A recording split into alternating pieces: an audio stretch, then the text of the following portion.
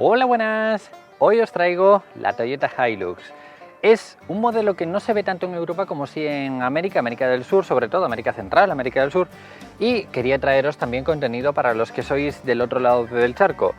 Pero claro, a día de hoy, esta es un modelo muy interesante. ¿Por qué? Porque el mes pasado, en junio de 2017, se aprobó una ley en la que ya no se considera como vehículo industrial en ciertos aspectos. Antes de junio de 2017, con este tipo de coches no se podía pasar de 90 km por hora en autopista, por ejemplo, y era algo un poco engorroso, ya que son coches a día de hoy muy seguros, en los que ir a 120 km por hora en ellos no es ningún problema. Así que para todos los que tengáis pickups y para los que os vayáis a comprar una pickup, no tendréis problemas, se considerarán vehículos normales. Lo único en lo que se sigue considerando industrial es en cuanto a las ITVs. Va a haber que pasarla cuando tenga 10 años, cada 6 meses. Pero bueno, del resto es un modelo grande, 5,3 metros de largo, es muy larga, y 1,8 metros de alto. Es grande, vuelvo a repetir. Pesa bastante, pesa entre 2 y 2,1 toneladas. En España solo la hay con una motorización y la tenemos en 3 versiones diferentes y 3 acabados diferentes sobre esas versiones.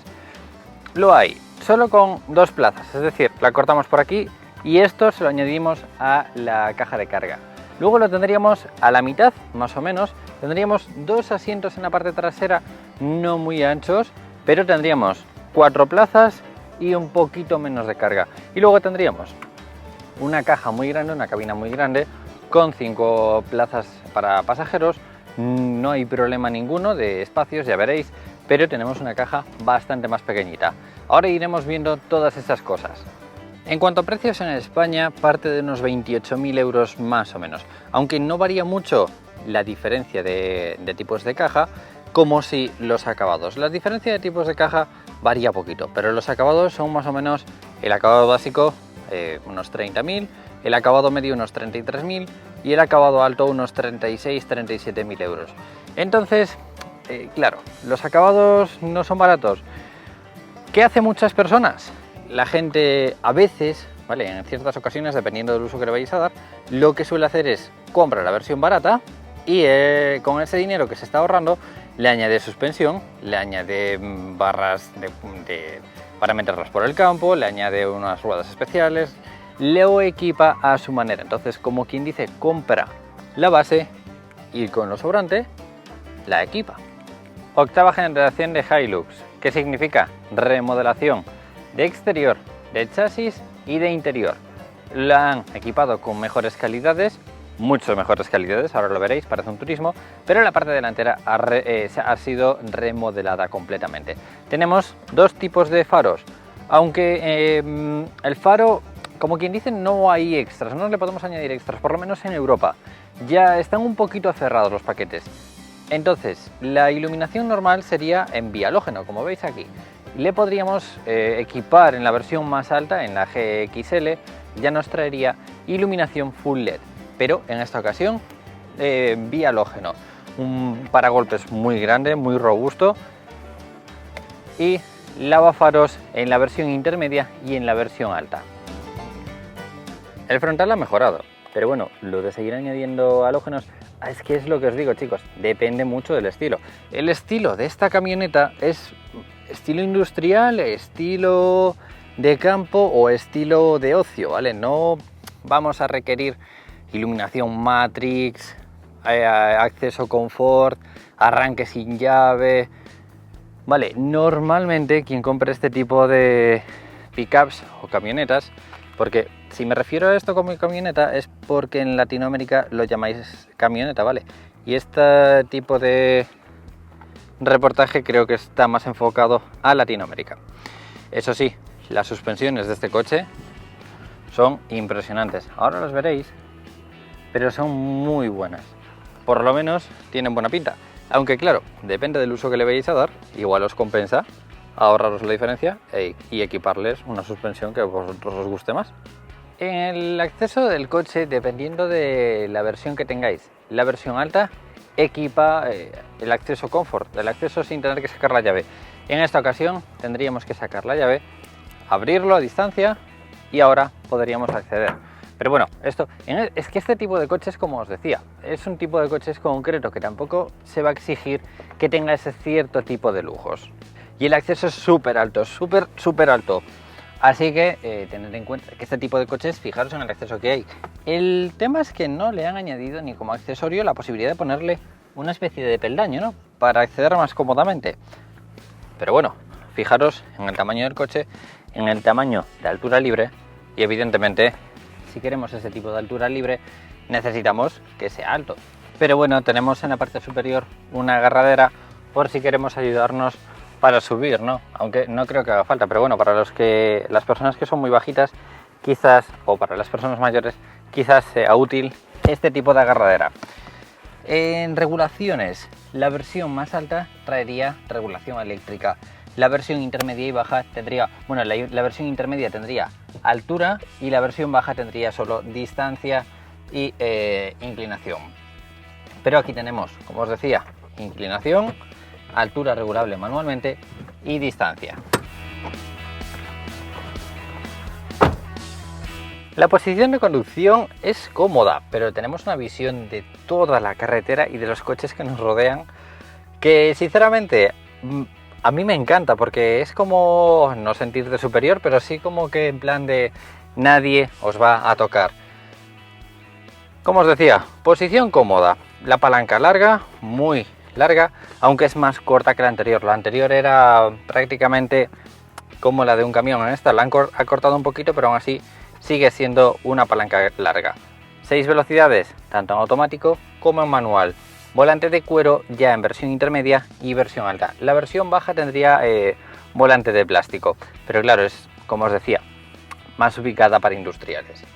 En cuanto a regulación más grande que podríamos tener, vale, más o menos, volante regulable en altura y en profundidad, la posición más ancha que podríamos tener sería esta. Es una posición enorme, tanto en altura, más o menos debemos de tener como 13-14 centímetros de altura, y en tamaño. Y en cuanto a elevar el asiento, me gusta cuando, por ejemplo, en los modelos como este se puede regular mucho, ¿no? O sea, no te dan poca opción, sino que fijaros en la opción que nos da o llevarlo muy bajo o llevarlo muy alto, ¿vale? Esto sería lo más atrasado y lo más elevado. Madre mía, la visión que tenemos desde aquí es que es muy alto. Y bueno, luego el volante, como os decía, regulable en distancia y en altura, pero lo voy a dejar en una posición cómoda para mí. Yo creo que sería algo así, una posición cómoda. Luego veremos el espacio que tenemos en las plazas traseras. Y es que, chicos, fijaros en la altura libre que tenemos al suelo. Es muy grande, muy alta. Prácticamente, bueno, la parte de atrás por encima de la mitad de la llanta. En la parte de adelante por la mitad de la llanta más o menos.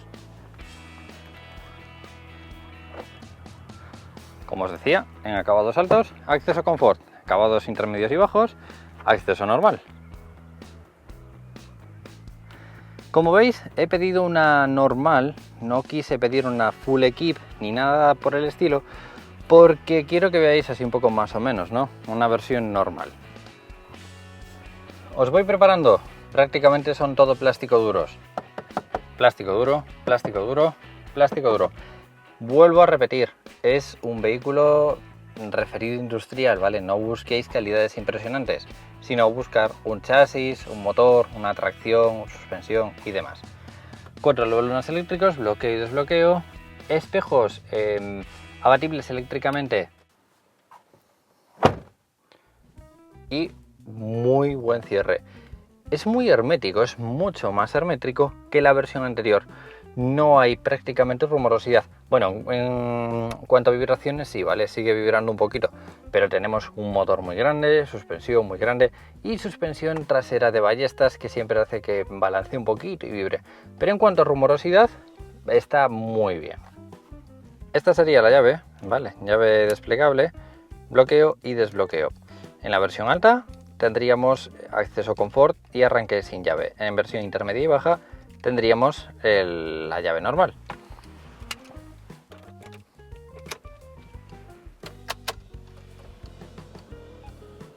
Empezando por la izquierda, tengo aquí un montón de cosas que enseñaros. Primero, la tapa de combustión. Segundo, el capó. Este sería el asistente de precolisión, ¿vale? El aviso del sensor delantero. Nosotros le podemos poner más o menos distancia de seguridad para que nos avise. Este sería el asistente de líneas, aviso para cuando nosotros pisamos una línea sin haber puesto el intermitente. Y esto sería Powerhead. ¿Qué significa Powerhead? Powerhead es cuando estamos en climas muy fríos, nevados y demás, cuando nos montamos en el coche por la mañana, para que nos caliente el habitáculo, lo que podemos hacer es pulsar este botón y con el coche frío va a calentarnos más rápido el habitáculo. Fijaros, voy a encender un momento el coche. Vale, y con la puerta abierta quiero que escuchéis el motor, a ver si habéis escuchado.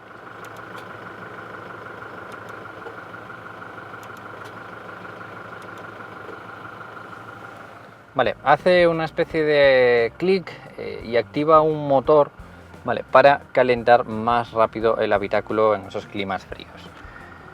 Altura de la iluminación delantera, luego tendríamos pues, un portabebidas en la zona de la ventilación, porque si nosotros ponemos la lata de bebida aquí o la botella de bebida aquí y activamos el climatizador con aire frío, pues se nos enfriará la lata o la botella. Lo mismo en el lado del acompañante. Ahí tendréis la salida de ventilación de la ventanilla. Parte superior, también plástico duro, ¿vale? Lo que os decía, son prácticamente todo plásticos duros, aunque en alguna ocasión tenga el efecto este de la costura del cuero, pero bueno, es todo plástico duro. Volantes hay dos tipos, está el de plástico y el de cuero. Este sería el de cuero. Es un cuero muy duro, se nota que es un cuero para durar muchos años y mucho trote, porque no es un cuero ni muy suave, es un cuero más bien áspero, es más bien de tacto como plástico, pero no es plástico, ¿vale? Es un tacto más bien áspero. En la parte central, con un huequecillo, botonera para el sistema multimedia, teléfono, modos y demás, y a la derecha para el cuadro. Vale, podemos movernos a través del cuadro con los botones que tenemos en el volante. Aquí tendríamos control de velocidad, acabado intermedio y acabado alto, ¿vale? En acabado bajo no lo tendríamos. Palanca para iluminación. A la derecha, ahí tendríamos limpiaparabrisas delantero, evidentemente en el trasero no lo tenemos. Y este sería el cuadro. El cuadro es bonito porque fijaros en la parte central hace un efecto difuminado entre morado y azul, que la verdad que está bastante bonito. Temperatura del motor. En la parte central tendríamos el ordenador de a bordo. Como os decía, vamos a empezar por la izquierda. En plan rápido, ahí tendríais consumos, vale, contadores de eficiencia, más consumos, asistentes de conductor, vale. A la derecha, navegación. Aquí tendríamos lo que estuviera sonando. Si tuviéramos metido el CD, USB, auxiliar, nos saldría ahí en esa zona. Luego tendríamos los asistentes que podríamos tener en el coche. Ahí tendríamos avisos, en este caso la puerta abierta, porque hace un poquito de calor, chicos. Y ahí tendríamos los ajustes. Ajustes, en este caso, de asistente de señales. Vamos a activarlo. Vale, modo de aviso. Nivel de notificación. Cuando nos pasamos de la señal que él ha leído. Y ahí tendríamos, pues nada, esto ya no me voy a parar, ¿vale? Ya veréis, porque es curioso que tenga modo eco este tipo de coches, pero bueno, es un Toyota. Vale, y poco más. En la parte derecha, contador de velocidad y combustible. En la parte central, el típico reloj que tenían los Toyotas ya hace muchos años y lo siguen manteniendo, pero es que es súper cómodo tener un reloj en la consola central en los coches. Parte central, el nuevo sistema multimedia, ¿vale? Ahí lo tendríais. Se ha extraído de, por ejemplo, el Toyota Prius. Es la nueva generación de sistemas multimedia que tiene el Toyota ahora mismo. Es un pelín lento, pero no es tan lento como dicen otros medios de comunicación, porque la verdad es que no lo veo. A ver, sí que lo veo con un poquito de lag, sí, pero tampoco es ningún problema, ¿vale? Si nos vamos a coche, los consumos que me ha hecho. Estos consumos de la parte derecha serían consumos de estar parados y estos consumos serían consumos de ir entre 80, 70, 60 km por hora más o menos. Vale. Consumos más o menos de un 5, un 7, hay algún pico de 10, hay un par de picos ahí de un 2, ¿vale? Para que veáis consumos reales que me ha dado con este coche. Vale, luego los registros de los consumos anteriores. A mí me ha dado ese, en el trayecto anterior, pues nada, ha dado ese. Ajustes, no me voy a parar porque si no, total, ahí tendríais pues los diferentes medias, AM, FM, audio digital, Bluetooth, auxiliar, USBs y lector de CDs en la parte superior. Mapa navegación, esto sí que va un poquito lento, ¿vale? Si lo queremos mover va un poquito lento, como veis, pero bueno, a ver. Vuelvo a lo mismo, para el tipo de coche y el precio que tiene el sistema multimedia, vale que no es barato porque son 800 euros, pero tampoco son 2000 euros y bueno, lo de siempre, ¿vale? Es que depende mucho del uso que le vayáis a dar al coche. Con respecto al aire acondicionado, este sería el que nos trae de serie. Aquí tendríamos diferentes zonas, diferente potencia, luego tendríamos aire acondicionado apagado o encendido, desempañamiento delantero, temperatura y por último recirculación del aire. Es un aire acondicionado muy básico, pero lo mismo, para el destino que tiene este coche está bien. Acabado alto, tendríamos climatizador. En la parte derecha, los diferentes modos que tendríamos en el coche con respecto a la tracción, ¿vale? En la parte inferior tendríamos dos tomas de 12 voltios, bloqueo del diferencial trasero. Este sería el control de descenso automático, nosotros lo pulsamos y si lo tenemos activado, nosotros encaramos una pendiente, soltamos el acelerador, soltamos el freno y el coche va a ir entre 5 y 7 km por hora, bloqueando las ruedas cuando patinen o haciendo lo que él crea pertinente, pero va a descender sin derrapar las ruedas. Y por último, el control de tracción. Huequecillo, plástico duro, más o menos ya veis el tamaño, ¿vale? Os he puesto ahí el teléfono para que veáis el tamaño del hueco. Sinceramente el coche por dentro es amplio, es muy amplio, ¿vale? Yo es que me acerco mucho con la cámara, pero si lo veis en perspectiva, el coche es muy amplio, muy grande por todas partes. La palanca de marchas. Aquí la palanca es más corta que la versión anterior, pero no tanto como lo normal, ¿vale? Si os fijáis, es larga, pero no es tanto como la anterior. La anterior era como muy de camión, ¿vale? Y para meter marcha atrás, tiramos un poquito más y metemos marcha atrás. Como os decía, cámara de visión trasera. Esto es lo que digo que me parece curioso en este tipo de coches. En una camioneta no creo que quieras un modo eco o un modo power, ¿no? Creo que vas a querer normalmente pues un modo normal. Pero bueno, tenemos modo eco y modo power. Yo lo he probado, no he notado prácticamente diferencia, por no decir que no he notado diferencia ninguna. Pero bueno, igual en ciertas situaciones se podría llegar a notar algo. Freno de mano, típico de toda la vida. Un portabebidas y un huequecillo con una toma con un enchufe, ¿vale? Con un enchufe hasta 100 vatios podríamos enchufar algo ahí.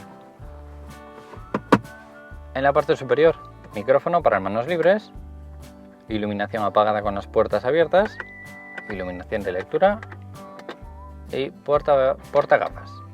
En la parte central, sensor de luz y lluvia y detector de líneas y de señales. Parte izquierda sería así, parte derecha con espejo. El acabado más bajo no tendría espejo. Voy a encenderlo, pero os voy advirtiendo, es diésel, en España solo hay diésel y hace mucho ruido.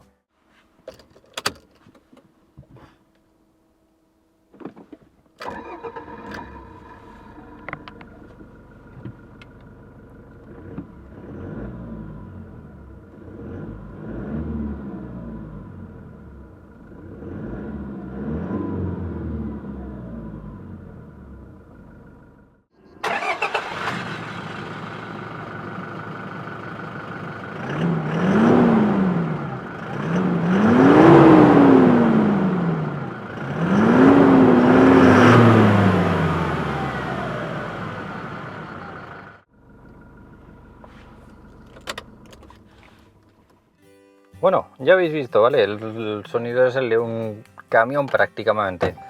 Pero bueno, como siempre, en rodadura prácticamente no se nota, ¿vale? Cuando pasáis de 40 a 50 km por hora, notáis vibraciones por la suspensión, por la altura libre y esas cosas. Pero bueno, a no ser que revolucionéis mucho el motor, que sí que hace un poquito de ruido, está más insonorizado que la versión anterior. En cuanto a tapicerías, tenemos en tela, tenemos en cuero y tenemos colores diferentes dependiendo de lo que queramos.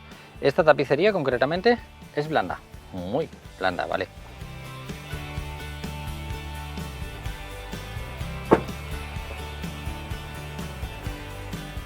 Chicos, quiero recalcar la altura. Básicamente nunca elevo de todo el trípode de la cámara, siempre lo dejo pues como 20 centímetros más bajo.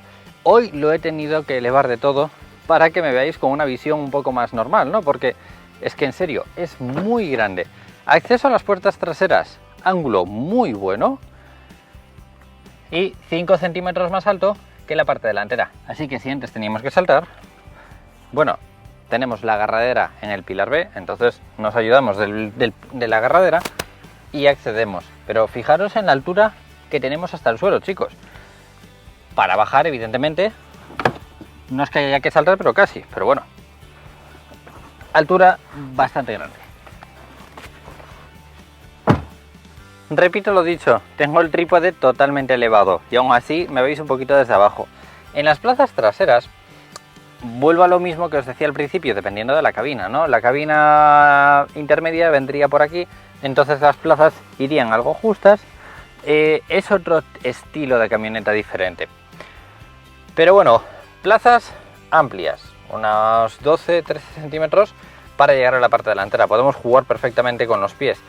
Total, debajo del asiento no está la típica toma de ventilación que nos molesta, entonces podremos jugar perfectamente con los pies.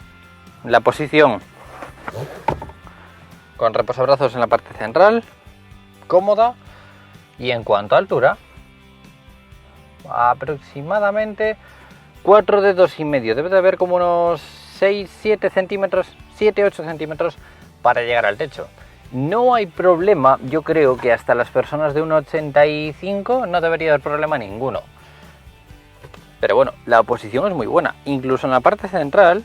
Si os fijáis, la parte lateral, o sea, yo me siento normal y queda como casi 2 palmos, por no decir 2 palmos, en la plaza central.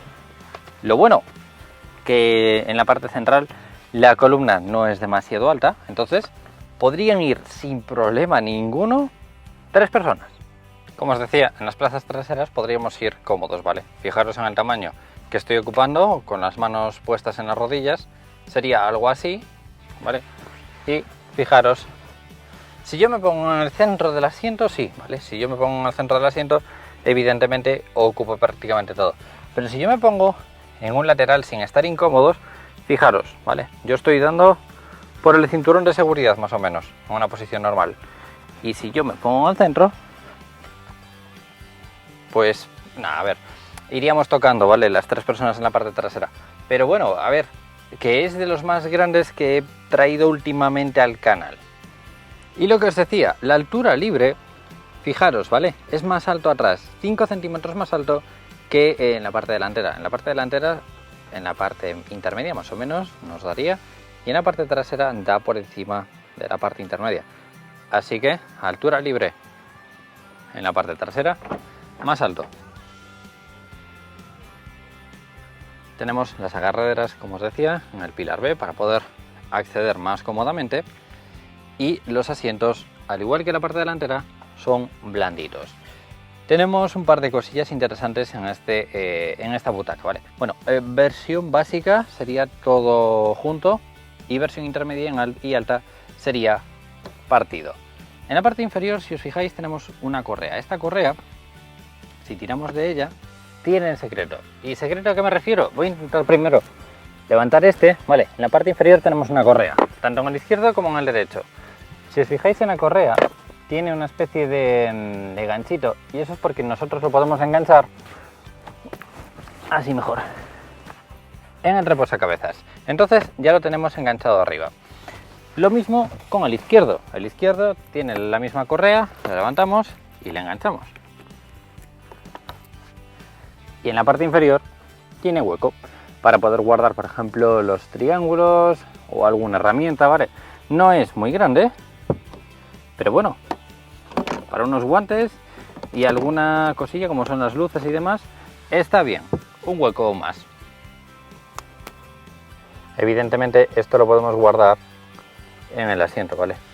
Tenemos una esquinita, lo metemos dentro y ya no se ve nada. Así que está bien tener ese tipo de huecos en este tipo de coches. El acceso muy alto, al igual que la parte delantera, plástico duro. En la parte de reposabrazos sería tela acolchada, bolos eléctricos y de espacio, pues tal que así. Como os decía, unos 12-13 centímetros, no está mal. Tenemos equipadas alfombras de goma. Tenemos unos ganchos y estos ganchos me parecen súper útiles, incluso para los coches cotidianos, ¿vale? Que son, pone máximo 4 kilos, ¿vale? Pero creo que son súper útiles porque típica bolsa que vamos a la compra y tenemos una bolsa que la mandamos para atrás para que no se esté moviendo por el asiento de delante. Joder, la colgaríamos aquí, me parece muy útil, no sé, incluso ya os digo, para los coches habituales. Ahí tenéis la columna central, como veis no es muy alta, y la parte delantera sería tal que así. Tenemos en el acabado intermedio y en el acabado alto 3 reposacabezas y tenemos reposabrazos con doble portabebida. Así que de espacio en las plazas traseras no está mal, podrían ir sin problema ninguno 5 adultos en este coche, no habría ningún inconveniente. La parte trasera también ha cambiado en esta nueva generación. Lo que se le ha añadido, por ejemplo, es la apertura del portón. Ahora está un poco más reforzada que antes, ¿vale? Ahora tiene una especie de tijera de metal y antes tenía como un cable, ¿no? Entonces es bastante más robusto. Tenemos cámara de visión trasera, ¿vale? Dependiendo del acabado. Entonces, cuando metamos marcha atrás, como tenemos poca visibilidad, nos ayuda muchísimo. El paragolpes trasero hay 2 versiones. La versión más barata tendría todo el paragolpes de plástico y la versión intermedia y alta tendría el paragolpes en cromado, al igual que la parte delantera. El acceso al portón, tenemos un escalón atrás, ¿vale? En cuanto podemos acceder a la carga si quisiéramos acceder o si quisiéramos incluso subir sin problema ninguno. Por Dios, cómo mola esto. Si quisiéramos bajar, más de lo mismo. Y la posición sería así. Lo bueno que tiene este maletero es que lo podemos equipar con accesorios. ¿Qué quiere decir? Podemos añadirle una especie de forro de plástico de alta densidad. Entonces, yo os lo recomiendo porque no es caro y nos va a permitir poder arrastrar objetos sin rayar el suelo de nuestra camioneta. Luego podríamos añadirle también diferentes cobertores. Podemos añadirle uno que sería enrollable, tendríamos una tapa de aluminio que se levanta o tendríamos una caja toda cerrada con cristal y demás. Otro accesorio que os recomiendo es el sellado de la parte trasera. ¿Qué significa? Que si nosotros le equipamos ahora mismo la caja con ventanillas, que no es barata, pero si queremos cerrar un poco la parte trasera y cerramos así sin añadirle el accesorio que os digo, que es una junta de goma en la parte central, nos va a entrar el polvo por aquí y nos va a acceder el polvo a la cabina. Así que tampoco es caro y yo os recomiendo añadirle esa junta en la parte trasera. Por lo menos así no os entra el polvo cuando vayáis por caminos de polvo y demás. Algo que me pregunté en cuanto la vi fue lo de la apertura del portón trasero. He dicho, ostras, ¿se abre y se cierra a través de la llave? No, ¿vale? O sea, nosotros, aunque lo cerremos, está cerrado, o sea, está abierto. Y aunque lo abramos, sigue abierto. Tendríamos que bloquearlo a través de la llave. Entonces, así sí que estaría bloqueado, ¿vale? Pero no podríamos desbloquearlo y bloquearlo a través de la llave. Creo que en el acabado superior, os lo pondré por ahí abajo, pero creo que en el acabado superior sí que se puede hacer. Una cosa de la que no os hice comentario fue sobre la parte trasera de las ruedas tenemos un guardabarros y otro guardabarros, ¿vale? Para que no se nos ensucie de barro todo el coche. Y aquí tendríamos la capacidad. Por eso os digo, dependiendo del uso que le vayáis a dar, igual no os interesa tener 5 plazas en la parte delantera, o os interesa tener 5 plazas y no tanta caja en la parte trasera. Pero podríais cerrarlo como quisierais. Por cierto, ya me he subido aquí y no hay problema ninguno, ¿vale? Soporta sin problemas el peso. El portón pesa, o sea, el portón es robusto. En cuanto a colores y llantas, pues prácticamente es lo único que le podríamos cambiar, ya que de extras no tiene muchos extras, tiene un par de extras.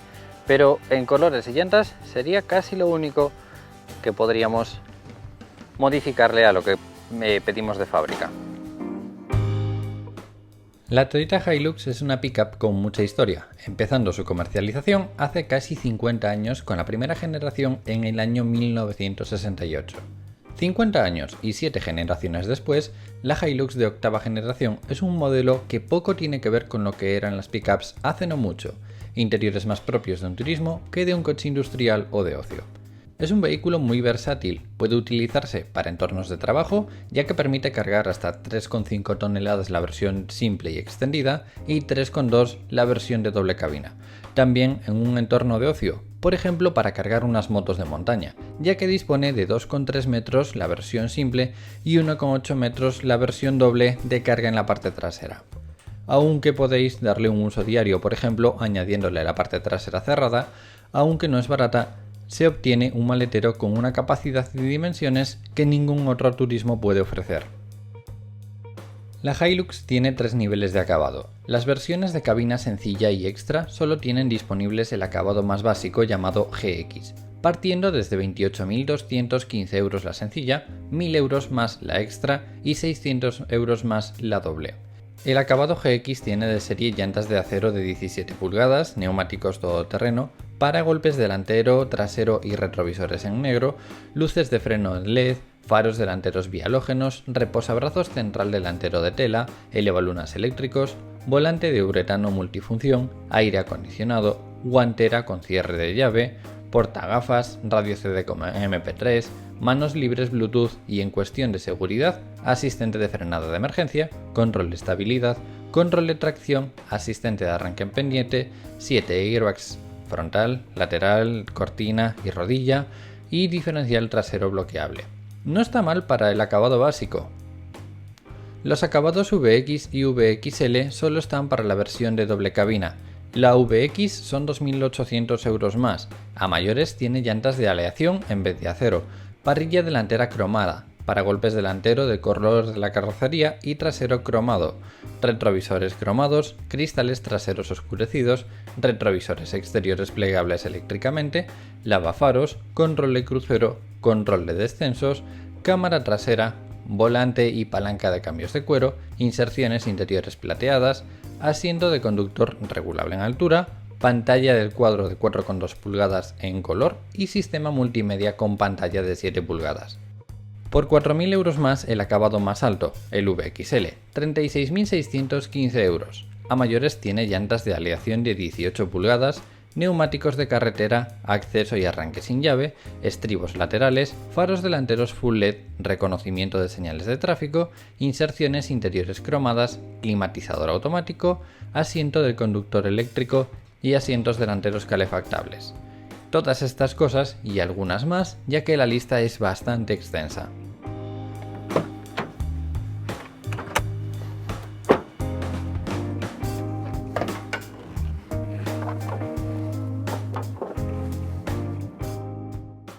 Lo que tiene de equipamiento no lo tiene de motorizaciones, ya que solo hay un motor con cambio manual o automático de 6 velocidades. El motor es un 2.4 diésel D4D de 150 caballos.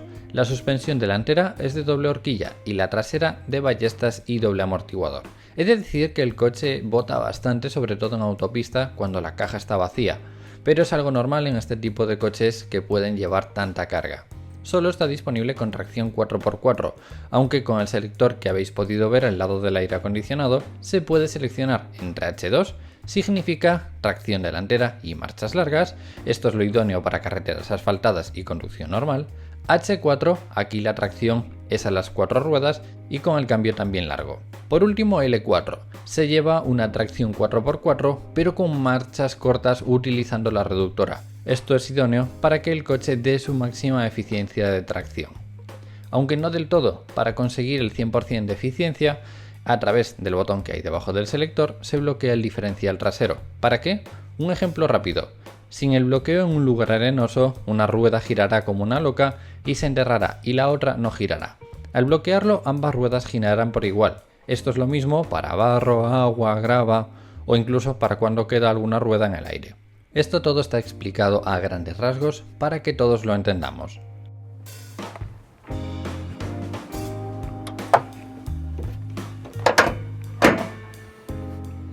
Tiene uso más o menos limitado, aunque le podríais dar el uso más o menos que quisierais, ¿no? Pero el uso está un poco más revocado al ocio, a la industria, ¿vale?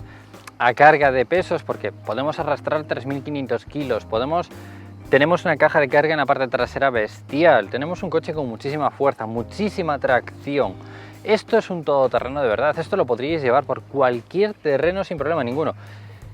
No lo voy a meter en todoterreno porque básicamente tenemos un tamaño entre vías demasiado largo como para el acceso al que tengo yo, ¿vale? El acceso que tengo yo de todoterreno es como para los coches con distancia entre ejes más corta.